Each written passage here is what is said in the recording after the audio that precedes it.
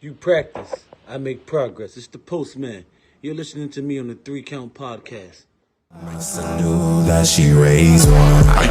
All of your hate won't change now. Welcome, everybody, to another great edition of the 3 Count Podcast presents Now Entering the Ring.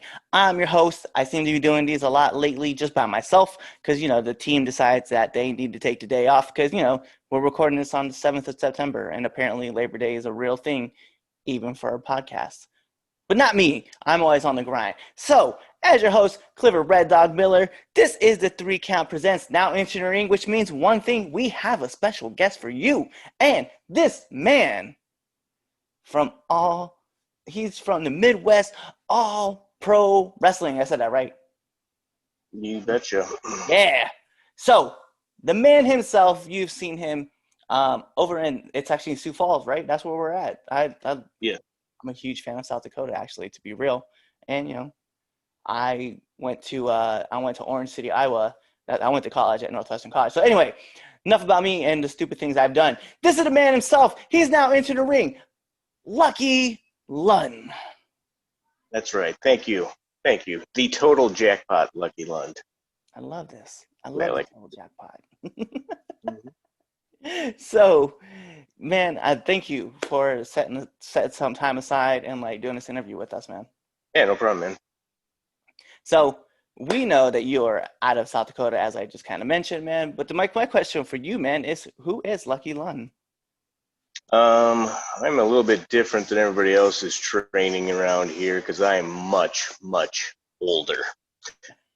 Most of the guys that I train with and have worked with are anywhere from 10 to 15 years younger than me, so it's a little different dynamic for me, I guess. Okay, I'm gonna ask this question next. Then, how old are you? I am going to be turning the ripe old age of 40 this year. Oh, right on. Just like I was telling you before I got on the air, my birthday was yesterday. I'd actually just turned 35, and I just started my pro journey in January. Yeah, that's all right, man. I got back on it just 4 years ago. I did wrestle for about 3 years, starting when I was like 19. Then I had a kid and decided we should probably settle down and chase that dream down the road sometime. That road just ended up being a little longer than I thought it was going to be. But as long as you're on the road, it does not matter. That's right. That's right. Just keep following it. So I know every wrestler has them. I want to ask for yours. What has been your favorite fan interaction? Oh, I've had a few good ones, but I think my favorite one, just because I'll probably always remember it, was I was actually asked by a fan of mine's dad to go visit him at a children's hospital. He's battling a rare form of cancer, so there was actually a group of us who went there and visited him and put a smile on his face for the day, and that will for sure be one that I will always remember. That's awesome. I always love hearing those kind of stories about just wrestlers doing those things for kids. Cause I think about it all the time. I I myself, if anybody was to ever ask me to come visit them, I'm going to take the time out to go visit that person. If it takes me 10 minutes to make your whole entire day, by all means, I'm gonna give that 10. I'm not gonna give you that 10 minutes. I'm gonna give you as much time as I can because I want to make it Right. everything for you. And for me, I felt like it was more a privilege for me to be asked to do something like that I was actually going to do. Make a little bit of a difference, made me feel pretty good about it. So Yeah, it was funny because so the way we met actually, it was through DJ JK. I met him on TikTok, yeah, and so to see other wrestlers giving back and continuing to give back and lift other people, man, it's always it's always heartwarming to me because me being former military, that's one thing I pride myself on is being able to give back to the community and to see and it's not all wrestlers do it, but a lot of them do, and it's just kind of nice for me because I'm well, it feels like a second home to just come in and see so many people willing to give. for sure. And there's a lot of them like that. And since you mentioned that, I've obligated and would like to say thank you for your service, sir. Oh, thank you. Um, so what do you, okay, so my one question too, I could ask a lot of wrestlers this question, man. And what do you think is one thing that's missing from the industry? Oh, I think for a while what was missing is that there was just, for the main stage of wrestling, there was just a big monopoly. The WWE ran everything and they could do whatever they want. And I think it hit a little bit of a downward spiral, but now there's other promotions that have popped up, which are a good thing, but it's also taken a lot of them away from the indie scene. So those indie promotions aren't, well, their guys are kind of getting picked up here and there too, which is good for guys like us because then maybe we get to take their spots someday. But missing, uh, it's just a different era. When I watched it when I was growing up, you believed some of the things that were going on. It wasn't so just out there in your face that all this was staged hokey fighting, but still entertainment enough. I was a kid, you actually were like, wow, he's really doing that to that guy, and there's just not that disbelief anymore. Yeah. No, I feel you on that. I think that's a key factor. I've believability is something that I think needs to be like kind of brought back into this industry and into the world just in general. Like I A just lot of feel the, what were we gonna say? a lot of my my trainer that I've had for a while now, Nick Dinsmore, that name drop, WWE's Eugene. He's very old school in his teachings, and he likes believability. But I mean, he was also Eugene, so I mean, he gets it. He's funny. He knows how to put funny things into his shows and still provide enough believability factor in the way that he trains for you to think, wow, this guy's really actually good at what he's doing. Got a good balance. I love Eugene. Like He's good. I miss his character on WWE so much. He's good.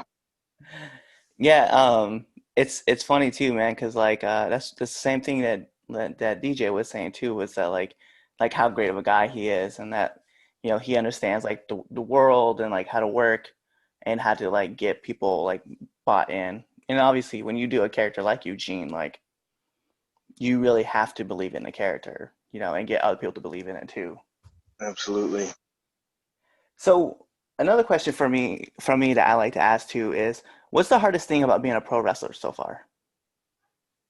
The hardest thing for me, being the fact that I own a small business and have 4 kids and a wife at home, is being able to travel to as many bookings as I would. I can't make it to all of them that I get asked to go to, unfortunately. Still got, as I'm sure you know, independent wrestling is not a money maker as a performer by any stretch of the imagination.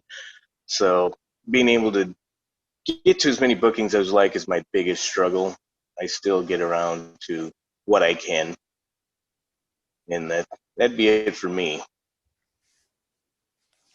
That's yeah, yeah, I do understand that, especially because like I see my trainer is Sicken over here in Maryland, and Okay. like he's always asking me like, hey man, do you want to go to Tennessee? Hey man, do you want to go to Oh, Indiana? sure. Do you want to go up to New York? And I'm like, I have a kid and a family. I can't do everything that you want, but I would try to make as many as I can. Exactly. I've unfortunately missed some ones I wish I could have made it to, but business called and I just couldn't make it to them. So Yep, yep. If it's not work, it's the family life, man. It's it's definitely. true. So what's been like one of your favorite things that's happened to you so far, like being in the pro industry? Gaining the respect of my peers, I think, is my favorite thing. I'd suffered an injury, I'd say about, I must have been a year and a half into my training with the company there, and I was out for 3.5 months. When I showed back up, it was my first show back. I was pretty excited. It was actually in DJ JK's hometown. We were having a show in, and I pulled up, and I'm feeling pretty good. I'm ready to go. And Dinsmore came up to me and was like, "Hey, Lucky." I'm like, "Yeah."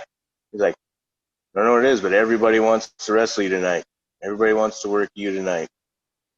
I was like, "Oh, that's cool." I mean, it just showed that I know a lot of the other guys had a lot of trust in me and felt safe with me in the ring. So that's when I knew I was doing something right in the business.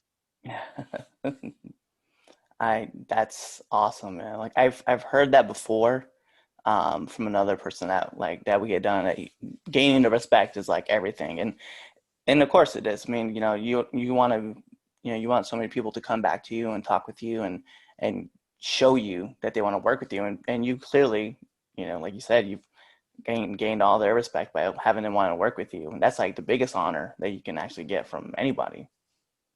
Yep, for sure. So then another question I was going to ask you, man, is let's pretend like we're in a time machine and we go 5 years into the future, man. Like, where do you see yourself? Well, 5 years in the future. All right.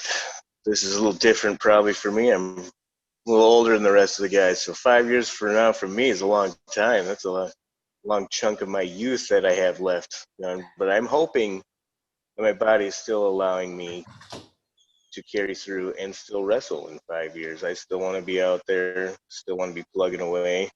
Hopefully in 5 years, a couple of my kids have moved out, so then I can actually hit some more of these bookings that are out there on the road. That'd be all right with me.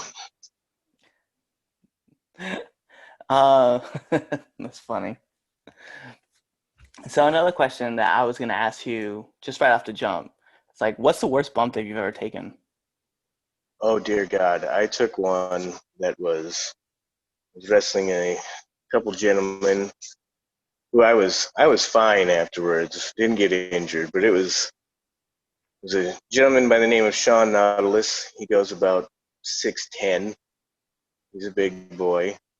And his tag team partner at the time, Nathan Red Wing, who's a competitive power lifter, were asking me as I was doing a run out.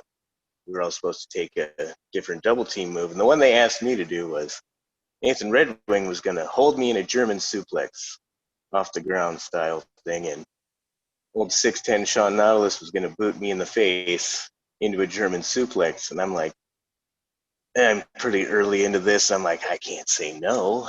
These guys have been doing it. I'm like, yeah, I can take that. No problem. Let's do it. And I go out there and he picks me up right away. And then right away, just by the way he was on, he was like, this was a bad idea. And that big boot comes at my face. And I just remember going backwards and it seeming like time had just slowed down. And I was just waiting for the impact. And I came down. I ended up coming down fairly safe. I was a little high on my shoulders and the back of my neck, dumped me on my head, but it was still safe. He didn't hurt me or anything. Although I did roll out of the ring and wiggle my fingers and toes to make sure I was all right because I folded up like an accordion. Another guy who was out there rolled out next to me. He's like, Jesus Christ, are you all right? That looked vicious. And I'm like, no, man, I'm good. I'm good. I'm good. It's like, oh, thank God. So that one was one that was, although being safe, was scary in the moment. Yeah, I couldn't. I know I got a friend out here. His name's Big Trouble Ben Bishop. And yeah, he's hit me a couple times, and he's a 7 footer, and I'm like, bro, I don't want to get hit by you. Nah. He's very safe though, very clean, Oh very yeah, fun to they be were very around. safe guys too. Yeah, one time he hit me with a Polish hammer to the chest and like knocked all the air out of me, but then I still had to take the bump, and so I took the bump, and whatever air I had in me just went out. I was done. I forget remembering what I was supposed to do next. I couldn't breathe. I was like, I'm so toast. My the only time I got my wind knocked out of me and suffered a slight concussion was from DJJK in a training class early in his training. We were running through stuff and I was calling to him and I was like, he was working on doing a belly to belly suplex, just standard pick one up and put him down. And I'm firing up on him.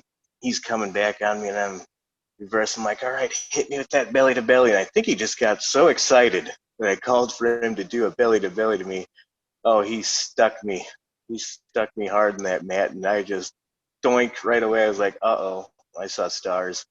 I was like, I think I'm done for today. Oh man, that's so bad. I no. I still give him crap about it to this day. It's good stuff. I'm gonna have to tell him that story after I get done with this. Just send For him a sure. message. Be like, you're never, if we ever work together, you're never allowed to give me a belly to belly. I haven't asked for one since. So, what's been the hardest that you've ever been hit? Oh, I'm going to have to say it was a standard, just open shin kick to the back that a guy just let her rip. He just gave me a kick to the back, and it was in a terrible spot. He hit me really low, and I mean, I felt it crack all the way up and down, and that one stung. That was a doozy. And I mean, I've been hit with some pretty thunderous clotheslines, but those are all right. But yeah, that kick right to the spine was probably the one that I'd remember the most for just getting hit hard. Uh, I won't name names on that one. I won't bury him. that's fine. That's crazy though, man. Like I still have other matches. Like I'll start reworking like around different promotions. So like I haven't experienced anything terrible yet. I'm just waiting though. I know I'm gonna start having some of these stories too. Oh, it's bound to happen. Yeah. It's not ballet. No, that's one thing I've learned. I mean, just today, just at training, one of the dudes was learning to throw a forearm, and he like everybody was telling him like when you strike, pull down, like you're punching a guy at the floor, and like no man, he stuck it in like he was trying to remove my neck. Like I think all my vertebrae are still there. I don't know. I think that definitely does happen. Been stiffed on a few punches that have gone a little array of the target, let's say. I like that's such a kind way of putting it, like array of the target. Like no man, I felt like you were really trying to just sock my face off, man. Like that's just what it was. So, what's been like one of your favorite matches that you've had? Oh, my favorite matches I've had quite a few. I've had, there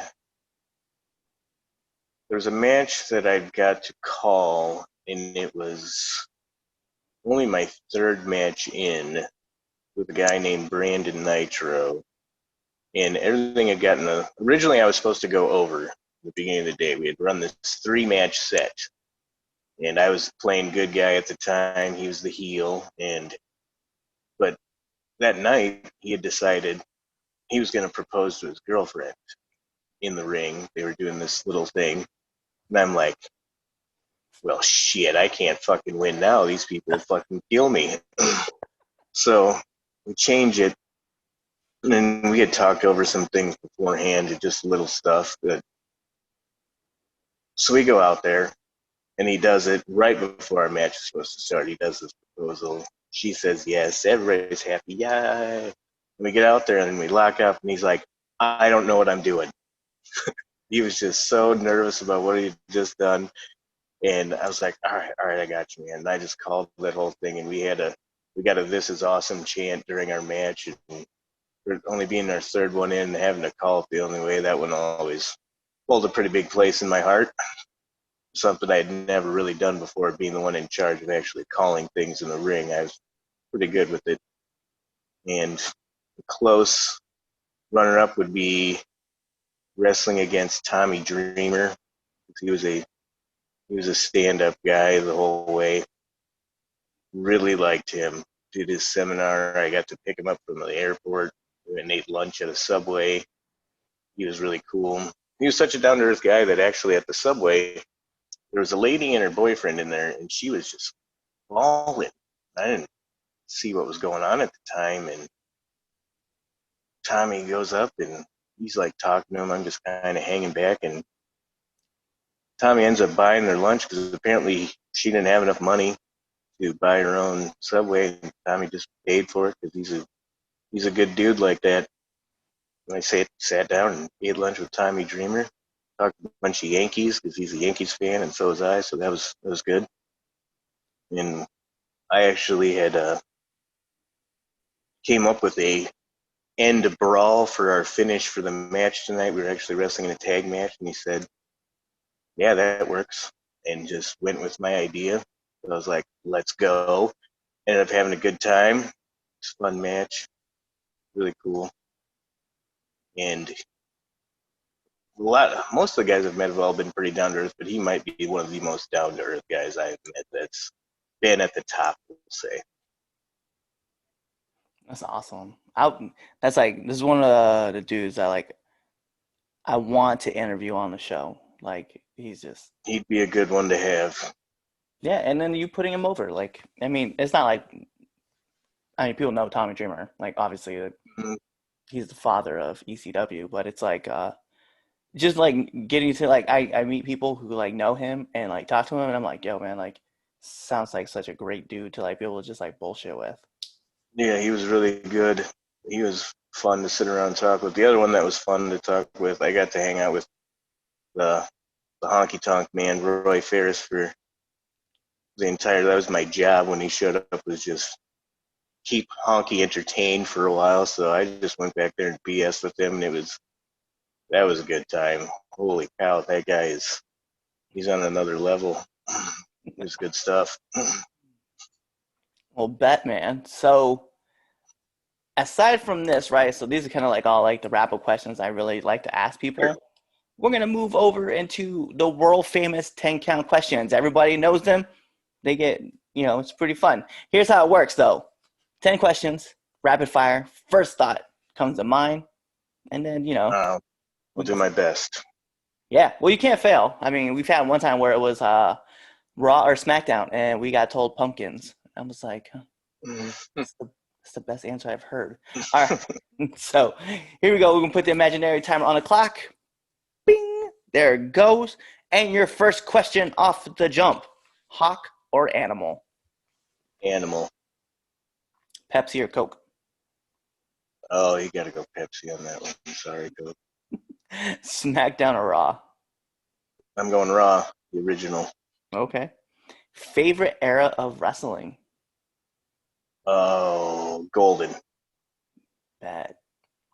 Favorite promotion to watch? It's WWE. Okay. Favorite Little Debbie snack?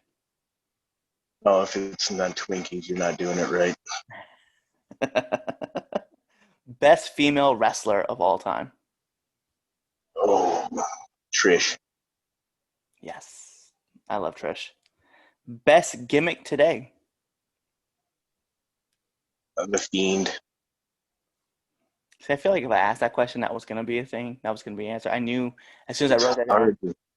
There's not that many other really good, just solid, just gimmicks. Most guys are just guys. Yeah. I mean, and the funny thing is, like, pausing from the 10 count, like, think about the Fiend and, like, just, like, seeing his character. But I'm a huge fan of Rosemary from, like, Impact. I'm Sure. just, I know she's not, but for some reason, I always, like, you're like the female Fiend, but she's not. She's clearly, like, her own character, but it's very unfair to say. But I love Rosemary. I think she's so cool. All right, favorite candy? Oh, let's go Reese's peanut butter cups. That's the best kind. And then Can't last but not least, my favorite question to ask every single wrestler that comes on here, favorite curse word. Shit bag. Yes, I will. That is acceptable. And that's the 10 count questions, man. That's how we do this thing here. So my next thing for you is where can our viewers and listeners, because we're on anchor.fm, cheap plug, where can we find you? Well, you can find me at MidwestAllPro.com on their YouTube channel. I have Lucky Lund at TikTok. Been doing a lot of that. trying to get that thing growing. It's a slow process for me, unlike my wife who flew over 20,000 followers in no time. I'm still trying to get to 100, but that's neither here nor there. That's my main stuff right now. I do that. Instagram. We also have Lucky Lund on Instagram. Haven't been using much of that lately just because of the toxicness of the election and all that stuff. That's for a whole nother day. We don't need to address that now. No, you're right. It is like Facebook, Twitter, and Instagram are just like, I don't want to call it a cesspool, but that's exactly what it is, man. That is what it is. Yeah, just all the negativity. I'm like, man, I can't do it. For sure. But this is a 3 Count Presents Now Entering the Ring. Lucky Lund. I'm your host, Clifford Red Dog Miller. As for the man himself, the Irish one, the jackpot, the man that's got all the gold, it is great to have him on this show. Thank you again, sir, for being on. All right, but I've got one more question for you. Uh-oh. So when are we going to see you in South Dakota in the ring with the total jackpot, Lucky Lund himself? I love that we're asking this question. So with COVID being a whole thing in 2020, that's probably not going to be in the cards. But 2021, because I'm actually originally from Scottsbluff, Nebraska, so you may see me. Yeah, you're close. So I am super close. You know the area. Yeah. So up and down on go across 80, go all the way up through. Yeah, I know exactly where I'm going. I may have kicked it. I may have kicked it in Iowa. I know exactly out in Orange City. I know where Sioux Falls is. I'm well aware of USF and the rivalry with Northwestern College. I'm aware. Nice. I'm aware that Miss Baszler probably still has her residency out there, so I know. She does. And I love going out to Rapid City. I'm not gonna lie. I love Rapid City. That's the best area in South Dakota. For sure. And in August, you do find me at Sturgis and looking at, Mount Rushmore. I'm all about that life. You gotta. But yeah, maybe, I don't know. Let's see. We'll try to get something worked out where I can get out to South Dakota and you make it here, I'll get you on the show. Bet. You see, we're making things happen on this show. Right. That's what we do. Right. That's right. If Dinsmore is watching this, I'll tell him right now, Eugene, book it. I want this guy. We'll make something happen. Right. The mercenaries coming through and South Dakota's calling. So we're going to take care of. So that's it for the 3 Count Podcast. Now presents Now Entering the Ring with Lucky Lund.